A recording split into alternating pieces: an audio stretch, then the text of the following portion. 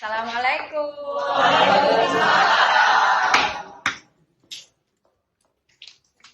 Baiklah anak-anak, marilah kita berdoa dulu sesuai dengan keyakinan masing-masing agar pembelajaran hari ini berjalan dengan lancar. Silakan ketua kelas Wildan dipimpin untuk berdoa teman-temannya. Siap, berdoa mulai. Doa selesai. Siap, beri hormat. Selamat pagi. Selamat pagi.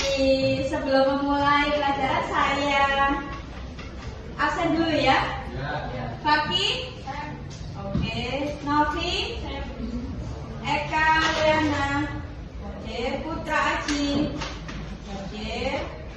Muhammad Muhammad? Oke. Arifa Atria? Naura Nisrina? Kinanti Fitria? Isnaini Surya?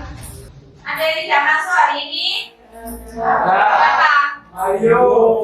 Mario kemana Mario? Sakit. Sakit. Mario sakit. Oke, baiklah anakku, untuk mempererat rasa cinta kita kepada bangsa dan negara. Sebelum memulai pelajaran, marilah kita berdiri menyanyikan lagu Padamu Negeri dengan tangan di sebelah dada. Silakan. Ibu mulai dari tangan dikepalkan, ditaruh di sebelah kiri. Ibu mulai dari hitungan ketiga. 1, 2, 3. Padamu negeri, kami berjanji. Padamu negeri, kami berbakti. Padamu negeri, kami mengabdi. Berimu negeri, jiwa raga kami. Terima kasih, silakan duduk kembali.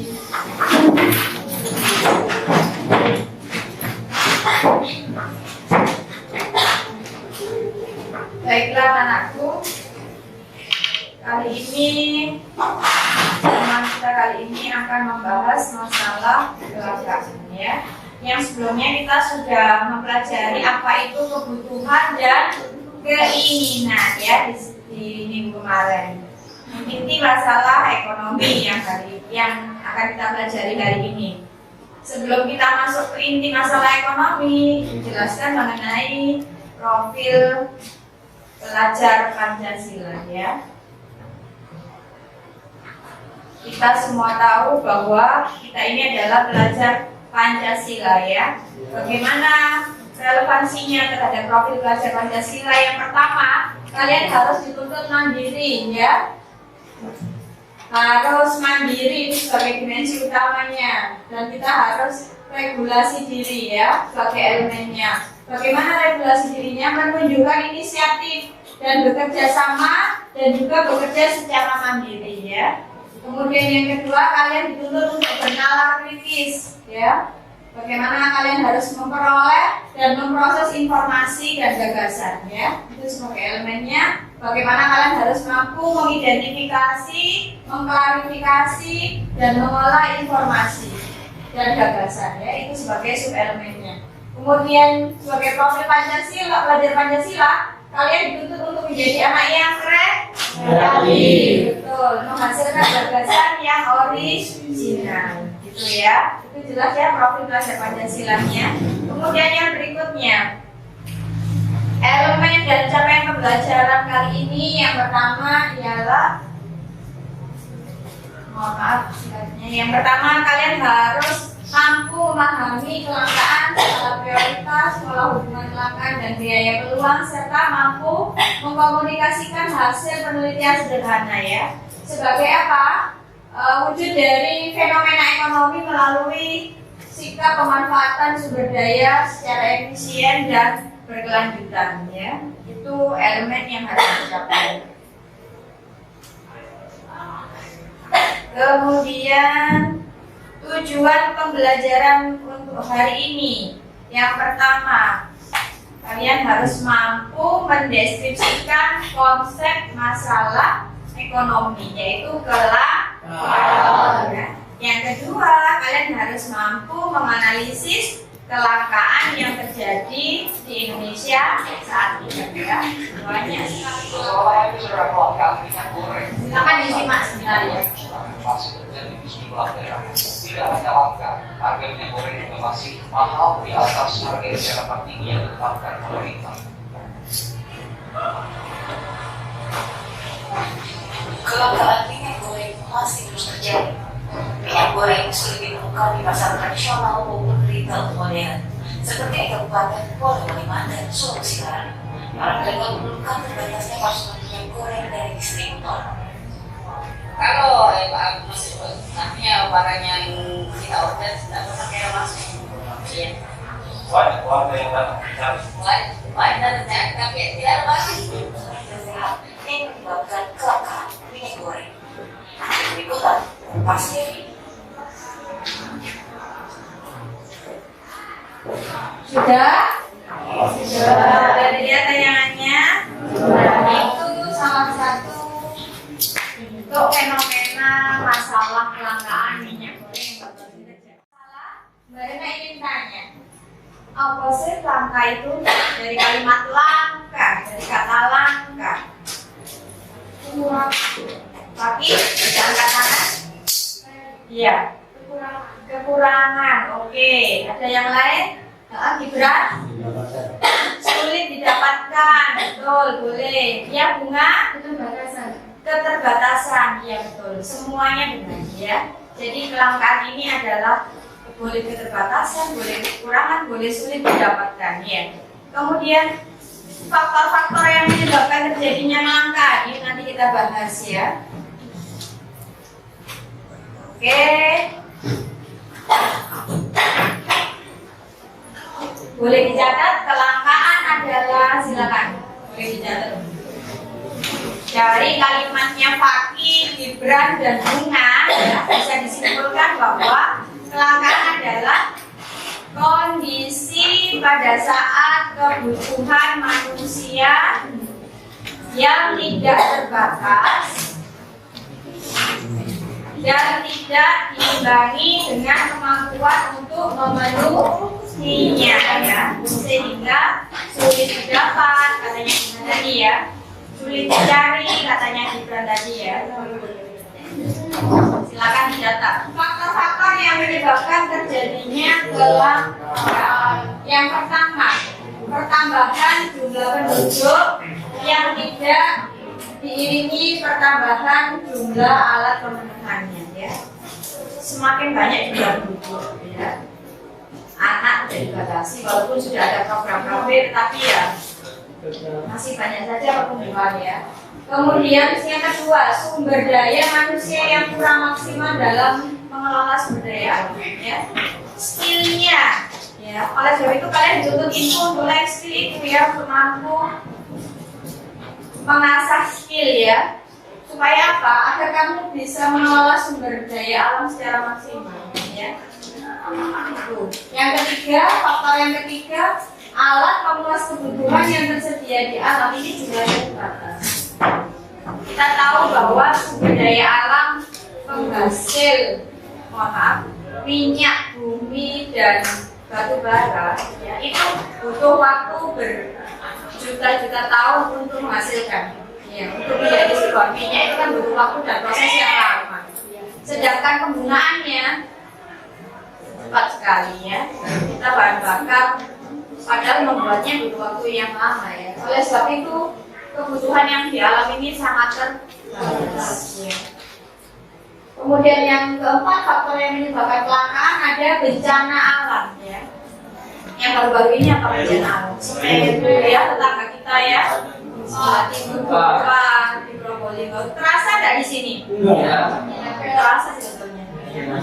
Walaupun hanya 6 skala Richter, di sini sebetulnya terasa, cuma kalian nggak biasa. Cara mengatasinya. Oke. Cara mengatasi kelangkaannya yang pertama, menghemat penggunaan sumber daya alam. Ya. Gimana cara menghemat sumber daya alam? Tidak boros. Gimana nanti? Tidak menggunakan, tidak menggunakan secara berlebihan, betul. Tidak boleh digunakan secara berlebihan, harus berhemat, betul. Menggunakan energi lain, Bu. Misalnya, kalau di rumah itu kita biasa pakai gas LPG, sekarang kita coba pakai pasir, ya, boleh, ya. Minyak goreng nggak ada, menggunakan pasir, ya. Anda sudah pernah menggoreng apa dengan pasir? Ya. Kemudian yang ketiga, meningkatkan kualitas sumber daya manusia. Jadi harus banyak kita menimba ilmu, ya. Kemudian yang keempat, mengelola sumber daya modal dengan tepat guna. Ya, kadang kita diberi kesempatan, diberi kepercayaan untuk mendapatkan modal, tapi kita bikin buang-buang modalnya dengan sembarangan, ya. Itu juga tidak boleh, ya. Kita harus mengelola sumber daya modal dengan tepat guna. Yang terakhir yaitu menciptakan sumber daya alternatif. Seperti tadi, kendaraan bahan bakar minyak diganti dengan kendaraan listrik. Itu sebagai sumber daya alternatif, ya.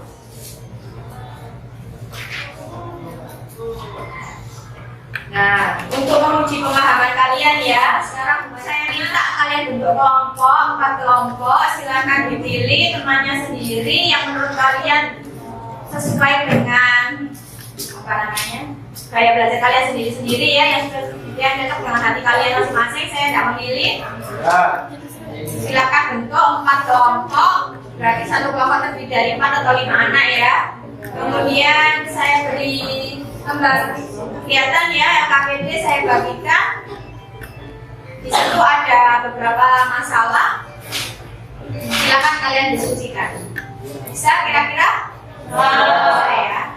Ayo silakan bentuk kelompok. Jangan adil, ada cowok ada ceweknya. Sudah jadi terbentuk kelompok? Sudah. Saya bagi LKPD-nya, ya. Jangan jalan.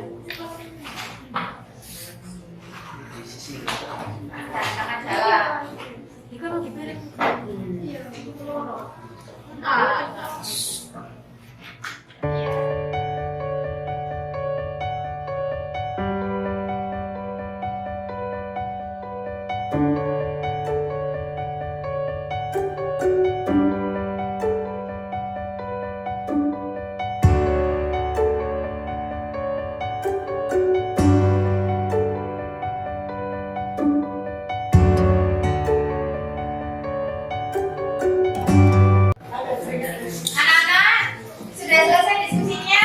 Sudah. Siap untuk maju mempresentasikan? Ada yang belum? Ya, saya mulai dari kelompok yang sudah, silakan maju terlebih dahulu. Assalamualaikum warahmatullahi wabarakatuh. Waalaikumsalam warahmatullahi wabarakatuh. Kami dari kelompok 2 ingin mempresentasikan tentang artikel yang sudah kami baca. Terima kasih. Perkenalkan, nama saya Fatima Rahmani. Perkenalkan, nama saya Glenn Hakim. Perkenalkan, nama saya Novia Ramadhani. Perkenalkan, nama saya Muhammad Hadi Satya. Perkenalkan, nama saya Muhammad Muhammad. Untuk soal kami akan menjawab pertanyaan dari artikel tersebut.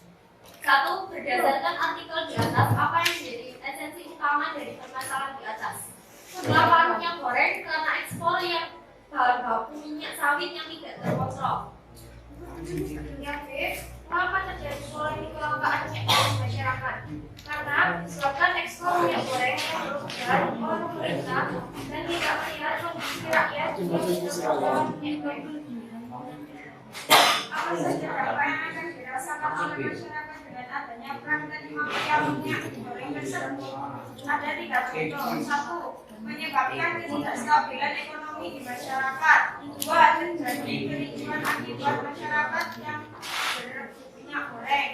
3. Masyarakat menjadi was-was untuk membeli minyak curah karena ditakutkan mengandung bahan yang berbahaya. Kalian akan kelangkaan adalah ketidakstabilan antara sumber daya dan kebutuhan masyarakat. Jika terjadi kelangkaan minyak goreng, alternatif tindakan apa yang bisa dilakukan agar mengatasi kelangkaan minyak? Mencari bahan pengganti minyak goreng dan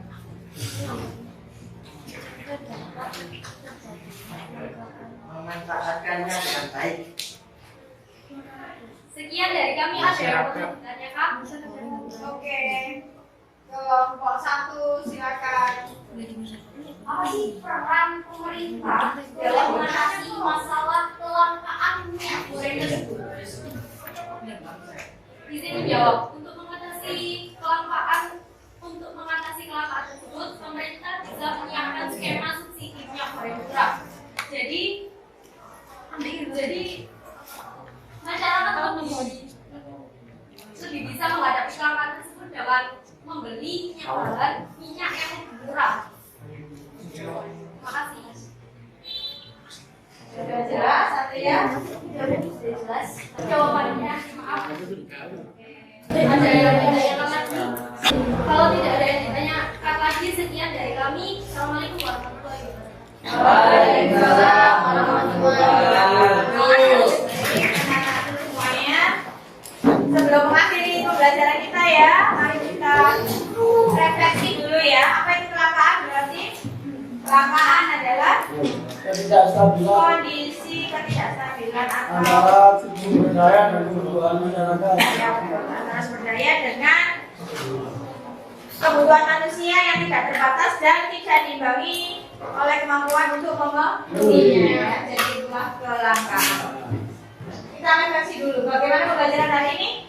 Seru. Menyenangkan. Seru. Adakah yang terpenting dalam pembelajaran hari ini? Ada. Banyak sekali ya. Apa salah satu contohnya? Cara mengatasi kelangkaan yang ada di Indonesia, betul ya. Kemudian adakah kesulitan yang kamu alami pada saat pembelajaran? Tidak ada. Ini gampang ya, semuanya bisa mengerti ya. Kemudian apa yang kamu lakukan dalam mengatasi kesulitan? Karena tidak ada, berarti kita skip soalnya memerlukannya. Oke? Baiklah, kalau begitu sebelum mengakhiri ada satu kata bijak ya, yaitu suksesmu dari seberapa banyak uangmu, namun seberapa banyak kamu meringankan beban orang lain. Tepuk tangan. Oke, baiklah. Sudah selesai kata satu mutiara tadi ya. Suksesmu tidak diukur dari seberapa banyak uangmu, namun seberapa banyak kamu dapat meringankan orang lain. Oke? Baiklah, sekarang kita tutup dengan doa. Silakan ketua kelas mengakhiri pelajaran ini. Siap. Berdoa mulai. Berdoa selesai. Beri hormat. Selamat sore. Oke, selamat sore. Sampai ketemu minggu depan. Tidak ada tugas. Besok kita lanjutkan materi yang berikutnya ya. Assalamualaikum warahmatullahi wabarakatuh. Waalaikumsalam.